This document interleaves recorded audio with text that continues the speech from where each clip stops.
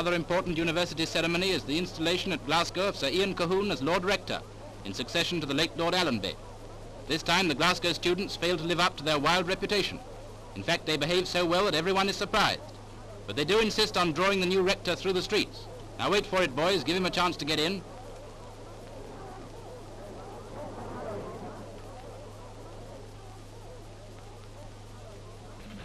All right, let her go. Faster, faster, faster. Look out for the traffic cop. But they can't slow up in the bend because they haven't any brakes.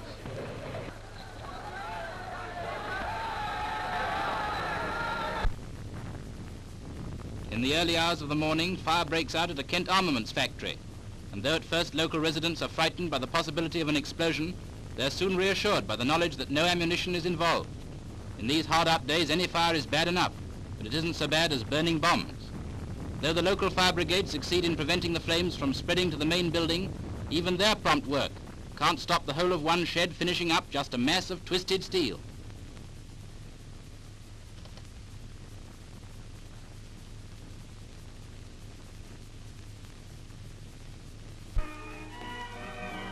The President of the Board of Education, Mr. Oliver Stanley, is on tour of elementary schools in Durham, where the big problem isn't only education, but also how to keep the children of unemployed families healthy.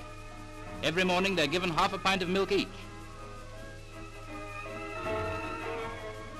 And then they show the President the best way to turn milk into butter.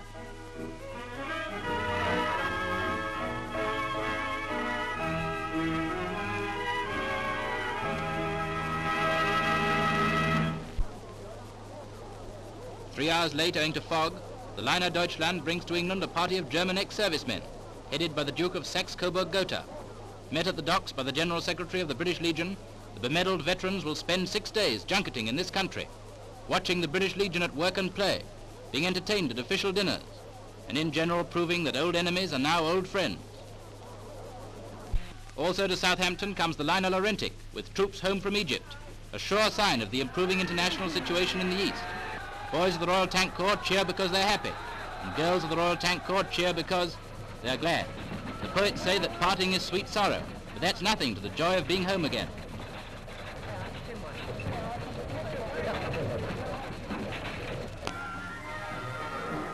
From 3 different places on the continent, our cameramen bring back pictures of unusual cycle races.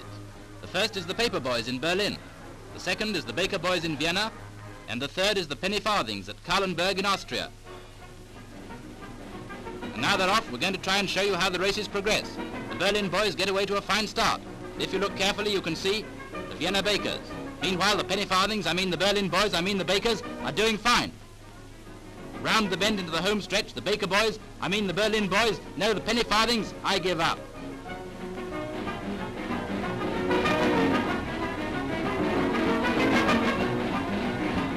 Now, if you watch carefully, you can see the Berlin boys going to the finish. I was right that time, and the rest of the field carries on.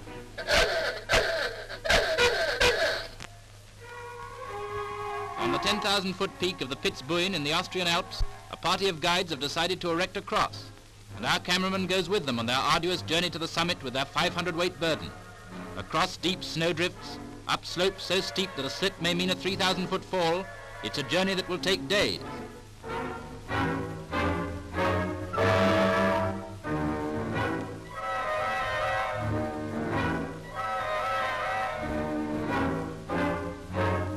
At the base of the topmost peak, the wind is so fierce that even the snow is blown away, and the rocks poke through like jagged teeth.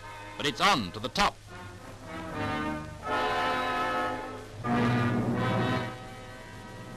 And in the damp cloud mist, the cross is raised, a witness in the silence of the snows.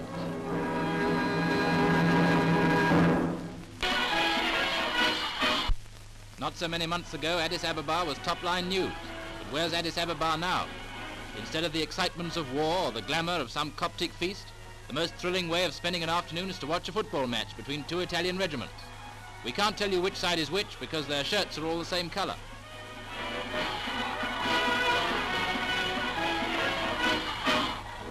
Wide-eyed natives look on, thinking, is this what civilization means?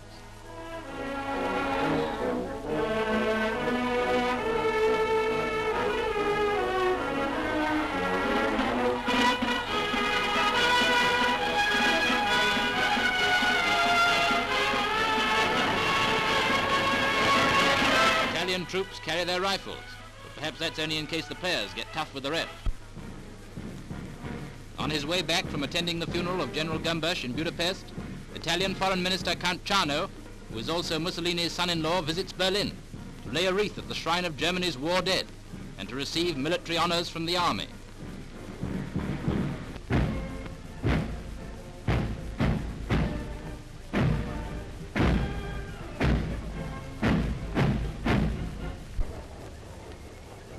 Just as the herrings are rolling into Yarmouth, the Scottish fisher girls have struck. Instead of being paid 10p a barrel for the fish they prepare, they want a shilling. And if they don't get it, they say they'll go back to Scotland and stick to haggis. Without taking sides in the dispute, we do think it's tough on the herrings. To be brought ashore and then neglected is enough to make a hard row turn soft.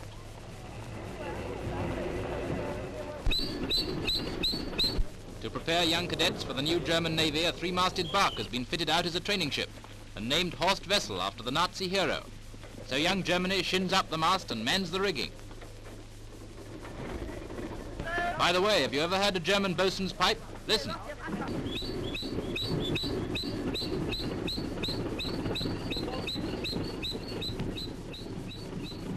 And now she gets underway. Sails fill out in the wind. Decks are wet with spray. And young Germany is hard at work as the Horst Wessel heads for the open sea.